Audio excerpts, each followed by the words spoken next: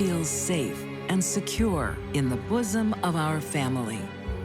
But sometimes, that's where darkness lies.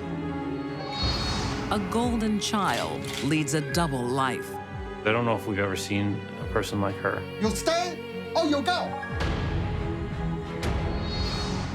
A loving stepmother turns truly wicked. Seeds of hate just started to sprout deep down inside.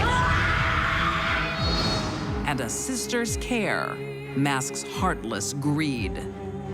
There's a special place in hell for people who prey on the infirm. These deadly women don't travel far. Their victims are in the family.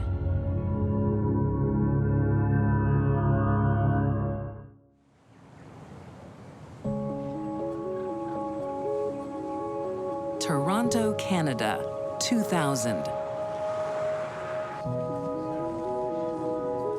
14-year-old Jennifer Pan is ready to be named junior high valedictorian. How do you like your trophy? She was the top of her class. Her teacher said she was one of the best students he ever had. And her proud parents, Han and Vic, are counting on it. Jennifer's parents put tremendous pressure on her to achieve at a wide variety of activities. In particular, when it came to education, they were very, very firm on acquiring an education. It's my great pleasure to announce this year's middle school valedictorian. To Jennifer, the announcement is a mere formality. She believed that she was going to win, Rebecca Johnson. and she didn't. I'm so sorry. I thought it'd be you.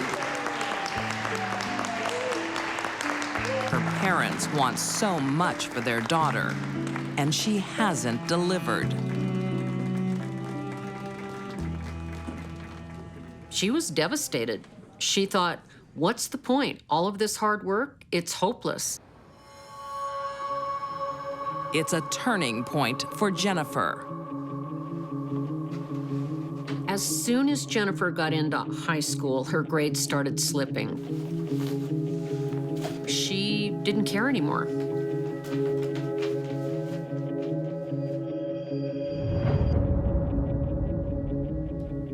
Jennifer started falling short of her parents' expectations, certainly probably her own expectations. She took some pretty aggressive steps to ensure that they never saw this report card. She forged her report cards and gave herself straight A's. Once she starts cheating, she can't stop. This lasted for the next 4 years. And her parents were none the wiser.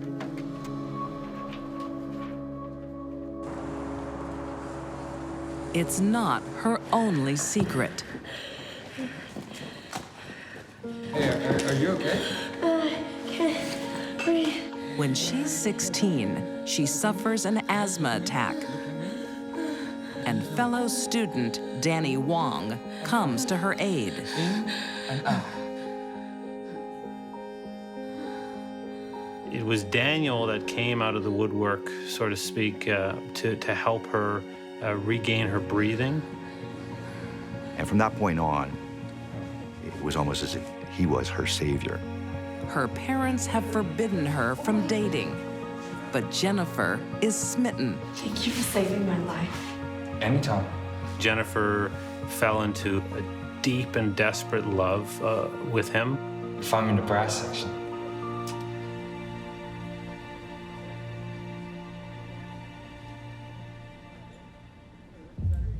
Her parents can't find out she has a boyfriend, especially not this one. Danny Wong was a dealer.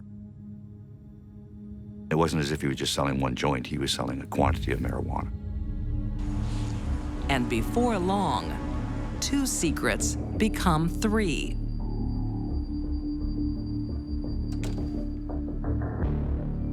Jennifer fails to graduate high school.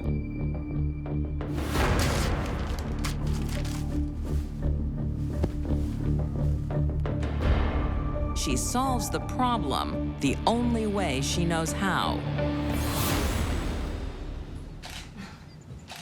With her biggest lie yet.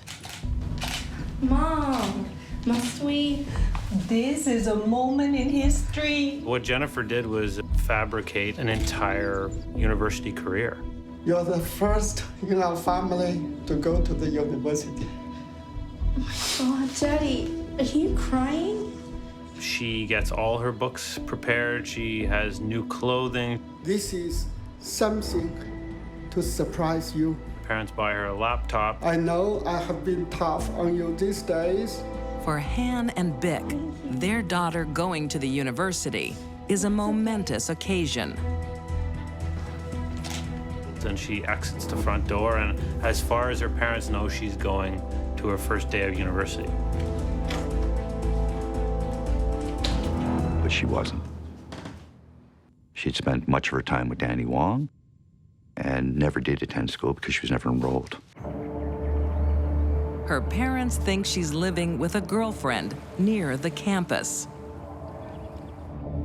She began leading a double life, spending many nights a week with Daniel.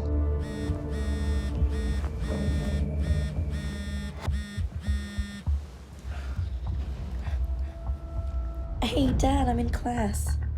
Just want to check if you're coming home this weekend. No, I'm volunteering at the hospital, remember?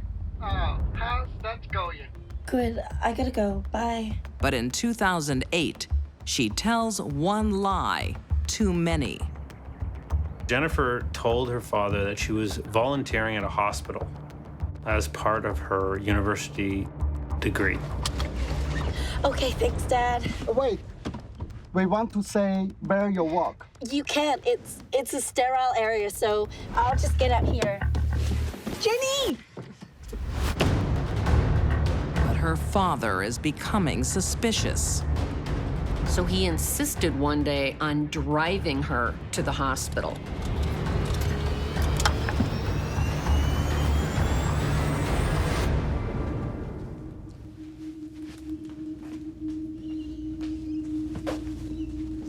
She bolted from the car and hid for 2 hours while her parents looked for her. Excuse me, our daughter is working in this hospital as a volunteer. So do you know where can we find her? Her name is Jenny. This magnificent tapestry of lies that Jennifer had woven for herself was bound to come apart sooner or later. I'm sorry, but as far as I'm aware, we don't have volunteers at this hospital. And it did. She has been lying to us.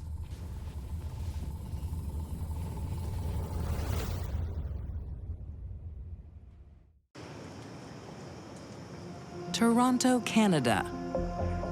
Since high school, Jennifer Pan has been lying to her parents. You have brought disgrace on this family for the last time. They blame her boyfriend Danny for leading her astray and ban all contact. But you have to swear. Her father said to her, "If you see Daniel again, it will be over my dead body." While I'm still alive, you will never see that boy again.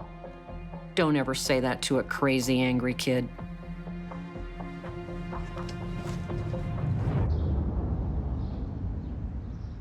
But lying comes naturally to Jennifer. She lived at her parents' house, and she continued to see Danny Wong behind her parents' back. She wants to be with Daniel without parental interference. She plans to speed up her hefty inheritance. Jennifer was the mastermind. She came up with the idea of hitmen coming to kill her parents in a grand, sort of phony home invasion. This is my parents' life insurance policy. We could be together if you found someone to do it. Danny Wong, in fact, given his criminal background, I've got someone. had known over time some people that he believed were capable of carrying out the murders.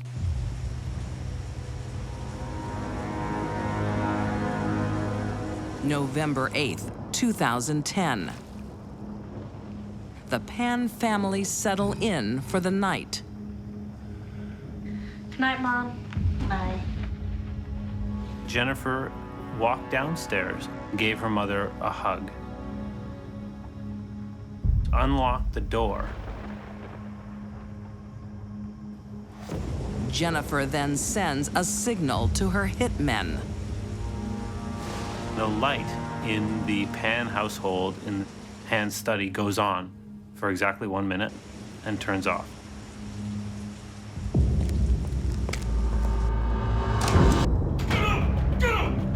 Minutes later, 3 men rush into the home.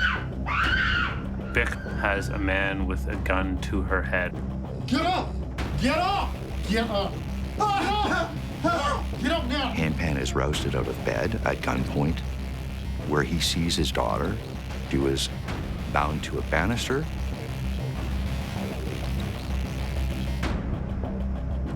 The parents are taken down to the basement, and the men throw blankets on their head. She heard a noise that she describes as popping noises.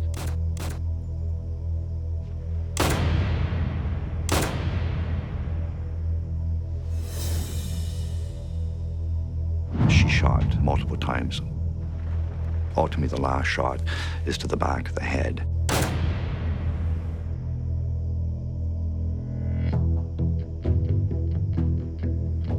Jennifer begins the final phase of her plan, playing the distraught victim. Help me, please. I need help. Jennifer started calling 911 after the men had run out of the home. Please hurry.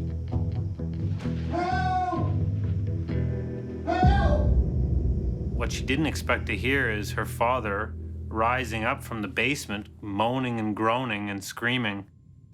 Dad, are you okay? Help is coming. The bullet traveled through his face, down his neck, missed a very important artery. He ended up surviving. To find his wife of 30 years dead. Suddenly, Jennifer's plan goes off the rails. You could hear Han Pan on the 911 call, obviously moaning as he escaped out of the house. Han is rushed to the hospital in critical condition. Jennifer gives police her version of the events, but it will be some time before they can speak to her father. He was in a coma for days.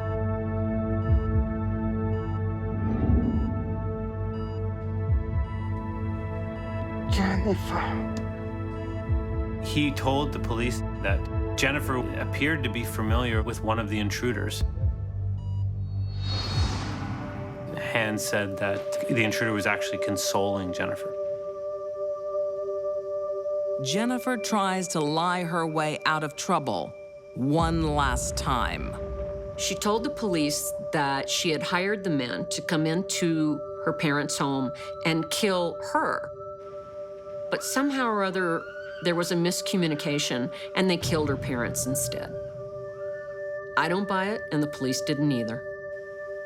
The police search her phone and find hundreds of text messages spelling out the murder plot. In 2015, Daniel Wong and the 2 hitmen are convicted of first-degree murder and attempted murder. They are sentenced to life with a minimum of 25 years. Han's life will never be the same. Family's life will never be the same. They don't have Beacon in their lives anymore. It's been torn away because Jennifer was a very selfish, evil person. Jennifer Pan is also found guilty of the murder of her mother and attempting to kill her father. She is sentenced to life No chance of parole for 25 years. This is the most bizarre and craziest case I've ever witnessed or experienced in my entire life. Jennifer fabricates so much of her life that the line between fantasy and reality becomes blurred. So too does the line between good and evil. All Jennifer had to do to have the life she wanted was walk out the door. But she didn't have the strength to stand up to her parents and tell them that.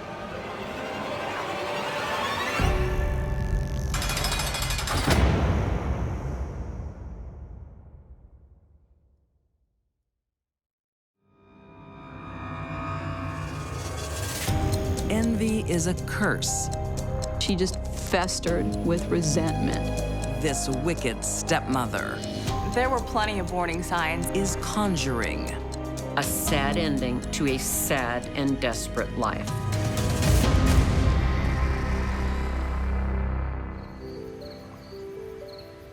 Brooklyn, New York, 1892. And then the wicked witch said to her wolves, "See those people over there?"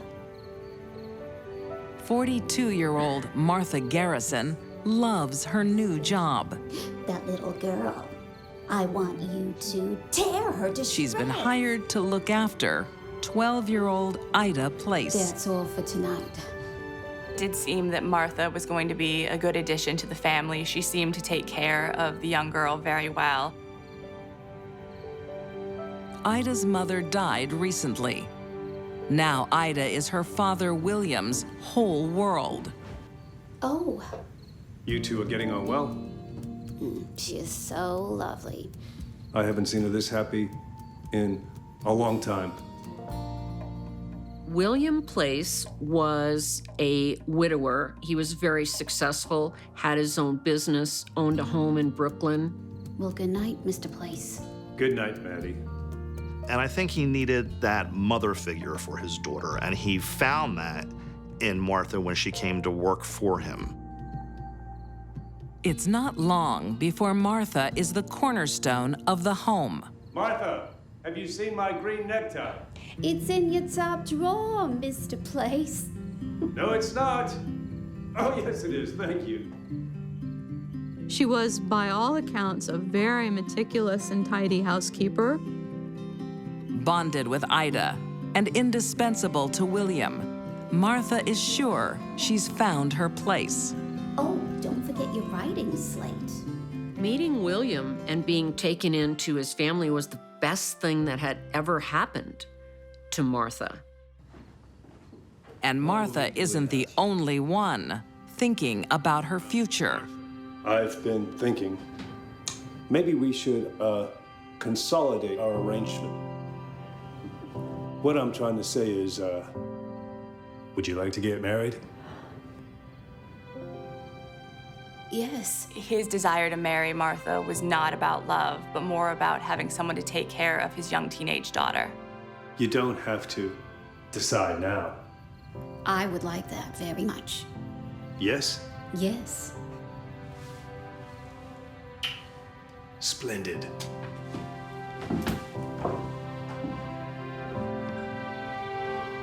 Martha has hit the jackpot.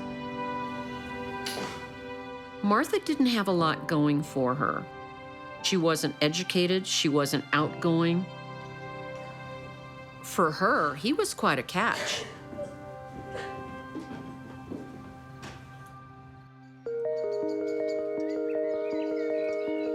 In the blink of an eye, Martha Place has turned from housekeeper to homemaker.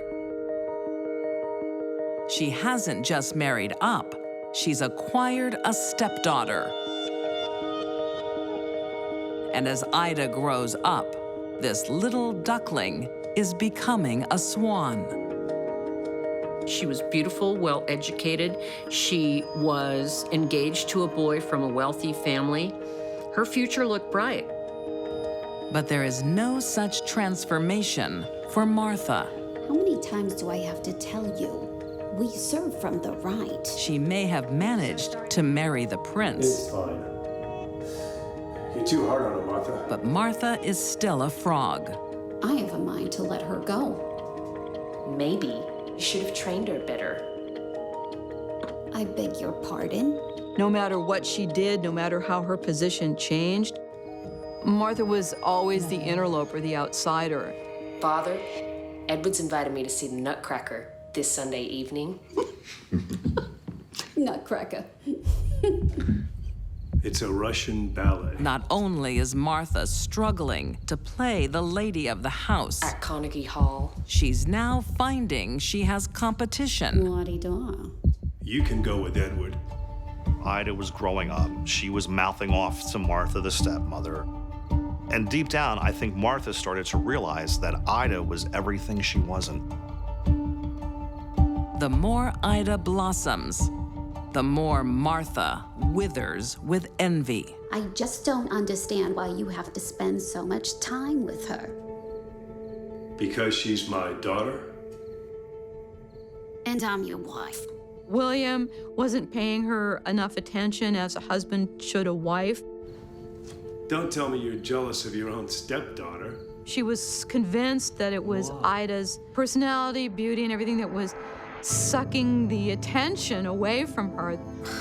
For goodness sake, Martha, she's my only child. He would engage in fun activities only with Ida. Amateur photography, long walks in the city, and Martha wasn't invited. While William and Ida are enjoying each other's company, Martha's only companions are loneliness and jealousy. Where do you think you're going? The seeds of hate just started to sprout deep down inside. To the kinetoscope parlor with Edward. Not until you finish your chores, you nut. She took out her rage mostly on Ida. We have maids for that. In fact, we have two. When Martha would give her a basic order, clean your room, make your bed, or do what have you, and she would get a little bit of lip from her stepdaughter. How dare you! Touch me again and I'll make sure you end up back on the street! It just further fueled the rage.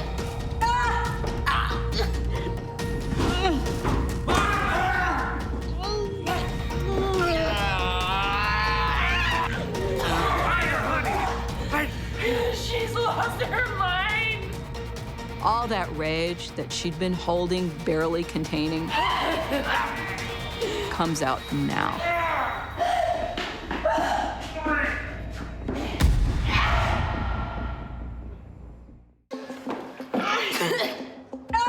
When it comes to evil stepmothers, 48-year-old Martha Place could be in the running for poster girl. Her envy of 17-year-old stepdaughter, Ida, has ignited into physical violence. William, please.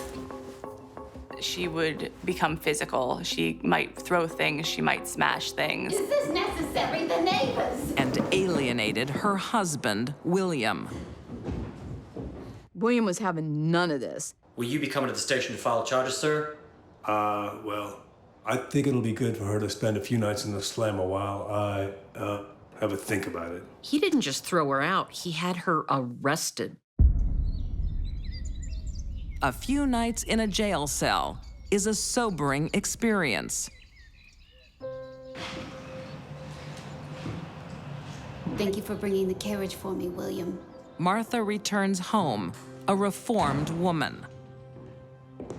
He invited her back into the house thinking that she'd overcome that rage.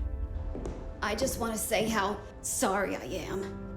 She promised to be good, she was contrite, and for a while, things were better. She seemed to realize that if she wanted to stay in her good situation, she had to behave.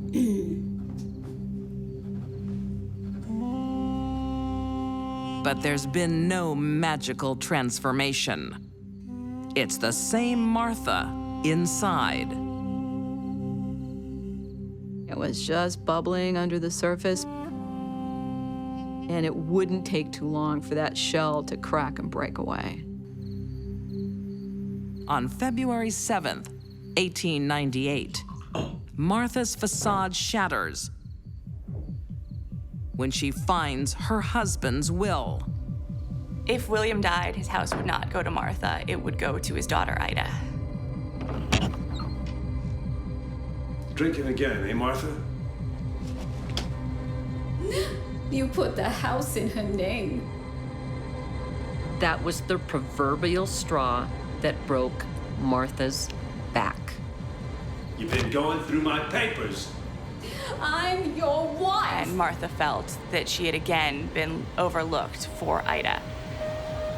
The old Martha's been biding her time. And now she makes a roaring comeback. This anger became explosive. After William left for work, Martha went to confront Ida. Martha produced a container of carbolic acid. Get out! I'm not finished getting dressed yet. You just had to have the house as well, didn't you?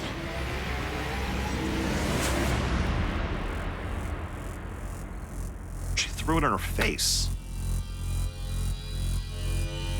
Ida was everything that Martha wasn't, or had ever been, or would ever be. So she destroyed her. The first thing to go was her beautiful face. You're not so pretty now, are you?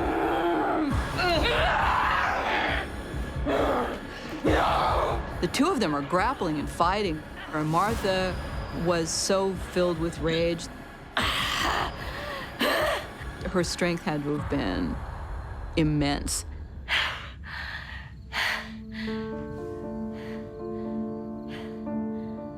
First, Martha takes Ida's beauty, and then her life. So Ida's dead on the bed. And Martha just stands there realizing that her husband's going to be home in a little while, and he's going to find the love of his life, the true love of his life, his daughter, dead at Martha's hands. She could have left. She didn't.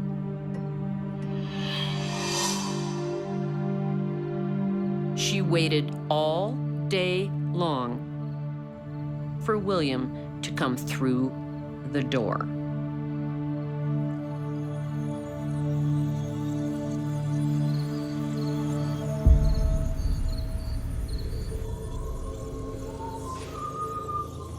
He doesn't see Martha hiding in the shadows. Martha comes at him and hits him right across the right temple.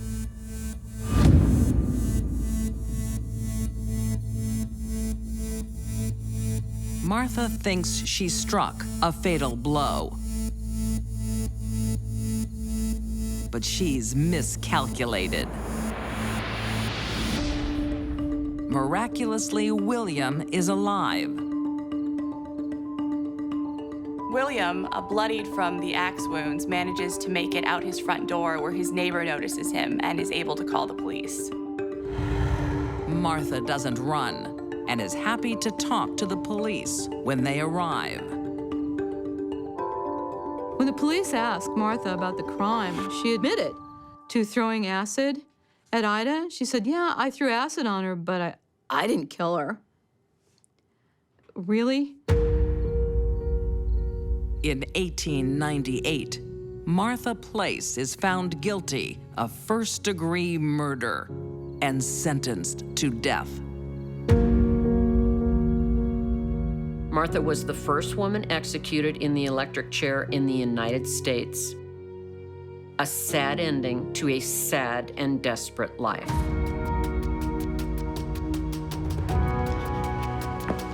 God help me. William Place trusted Martha to care for his family. In the end, she destroyed it. She ended up hating the two people that she was supposed to love.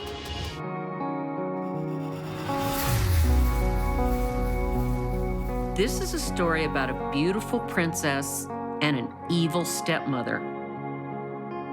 Right out of Aesop's fables.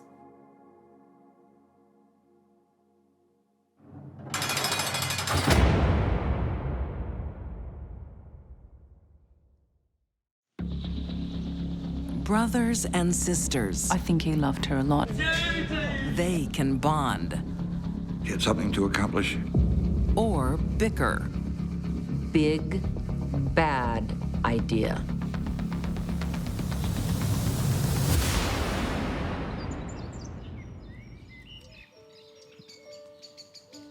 The simple things in life bring joy to 41-year-old Lindsay Gillette.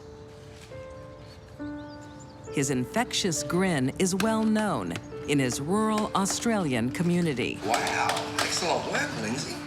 Mine will grow this big. Yeah, sure. He led a very simple life. He worked in a sheltered workshop during the day. Hey, how's it going, Shane? Yeah, good. How you doing? Good, how's it going? Really good, really good. He's always smiling. Yeah, no, he's always...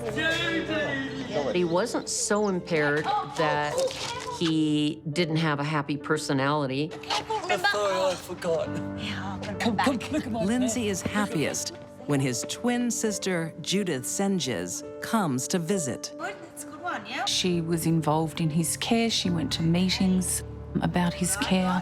Got your favourite? Come on, let's go. He loved seeing her. The siblings have a tragedy in common. Both are victims of separate car accidents. No, he's in heaven, remember?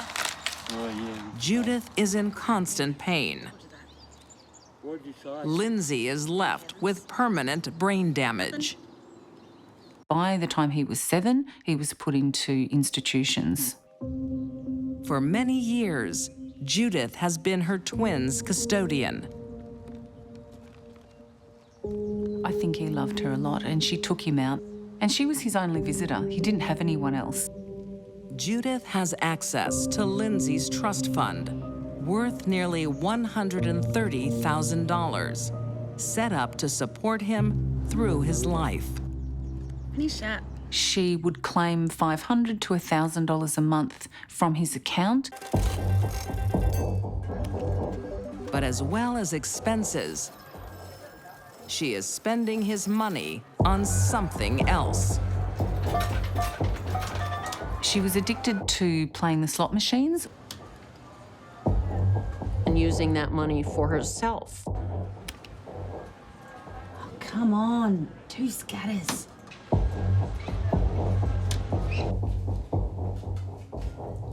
And she doesn't let her young children stand in her way.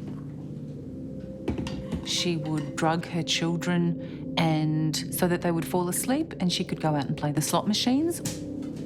Judith uses a powerful sedative called chloral hydrate.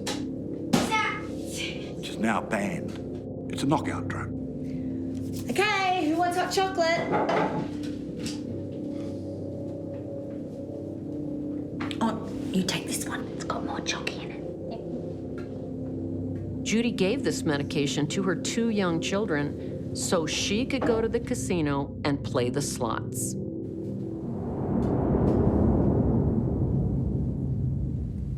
There's one problem with her plan.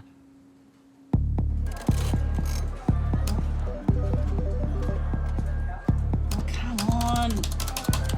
Judith's losing. And her brother's trust fund is quickly shrinking.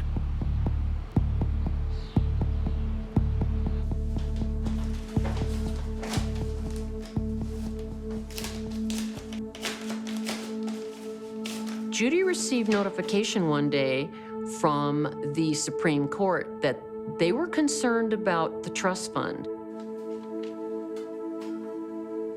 Capital was being eroded, and it had to stop.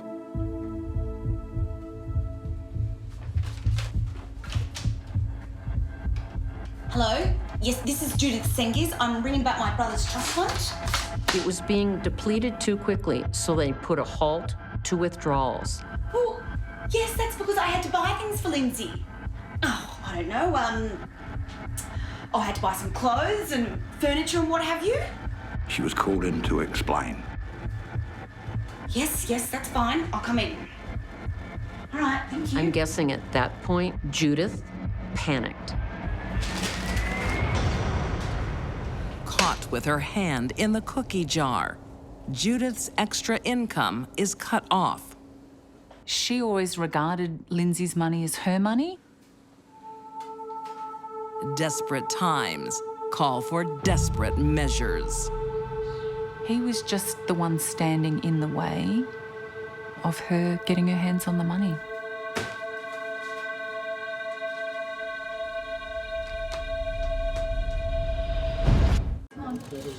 May 10th, 1994. Hope so. To the outside world, a loving sister, Judith Senges, is taking her disabled twin out for the day. Will we with lots of money? Hope so. All right, sit still. But she's planning something far more sinister. Her gambling habit is about to be exposed. And her money tap turned off. Why are you so angry? Oh, you wouldn't understand. Unless she gets control of her brother's trust fund. She saw salvation in that 100-something grand that was in the trust account. But to get the fund in her name, she needs to inherit it. Come on, go to lunch. For Lindsay, it's the perfect day. Then they went for lunch and Lindsay had a pie. She saw a woman down the shops and she said, "How are you, Lindsay?" And he said, "I'm having the best day of my whole life because I've gone out to lunch with my sister." After a trip to the slots and lunch, Judith drops her brother near a golf course. Go pick up the kids. Okay. His favorite pastime is collecting golf balls. I'm going to the golf course to find some balls. Good. He said he'd try and get her a pink golf ball for Sis.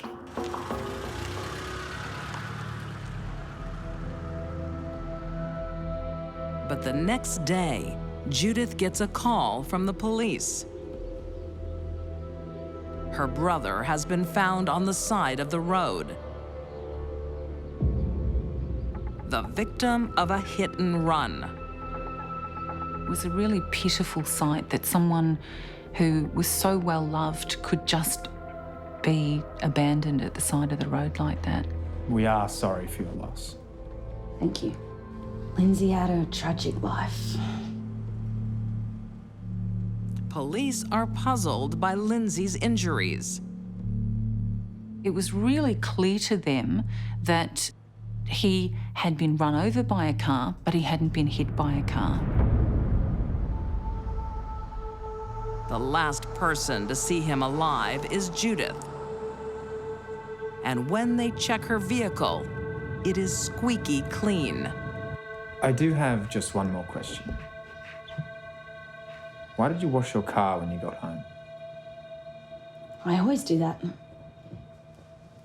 So dusty up there. She told police that she always washed her car after visiting Lindsay.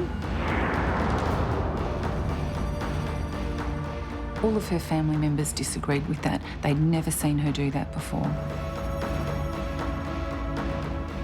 Police are convinced there is foul play, and Judith is involved.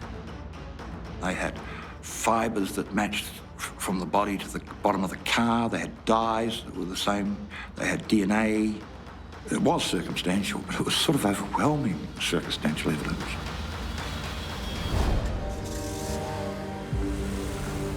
The evidence fits a scenario where Judith deliberately runs over her twin brother. She drove over him backwards.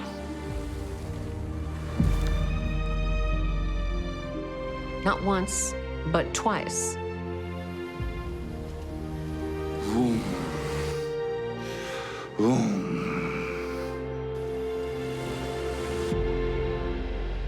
It looked like someone did a three-point turn over him. I never heard of a hit and run being a hit and then hit again and run. And furthermore, drugs are found in Lindsay's system. The same drugs Judith uses to knock out her own children. You look hot. You should have a drink. She would have got trust and cooperation from Lindsay, right up until it was too late, I suspect. Investigators have proof Judith ran over her brother, but they can't prove that's what killed him. They couldn't find a cause of death, and therefore, if there's no cause of death, you can't have a murder charge.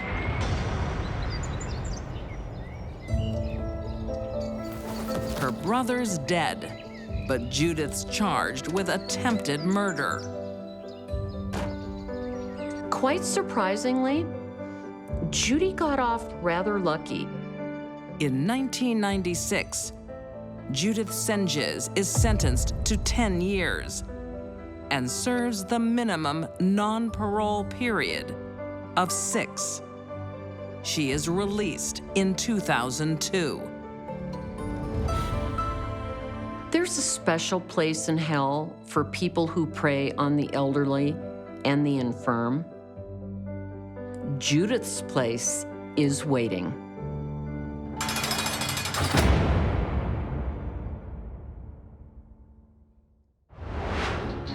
For these deadly women, family feuds became fatal affairs. Jenny Pan wanted her inheritance more than her own parents. Martha Place chose jealous rage over maternal pride. And Judith Senges betrayed her vulnerable brother. These 3 women struck close to home in the family.